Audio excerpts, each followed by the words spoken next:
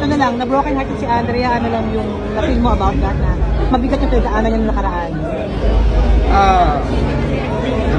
Siyempre, hindi ko naman alam yung buong kwento. Okay, right. Hindi ko alam yung buong kwento. So, hindi ako magsasalita ng patapos. Pero,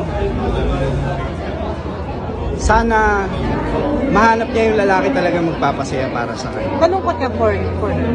Nalungkot ka para sa kanya? Dahil matindi rin yung pinagdaanan yung nakaraang heartbreak niya. Kung nalungkot ako, mas more on, di ako nalungkot, pero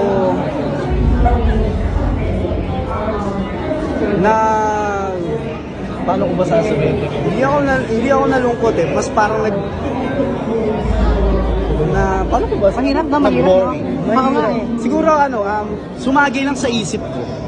Sumagi lang sa isip ko na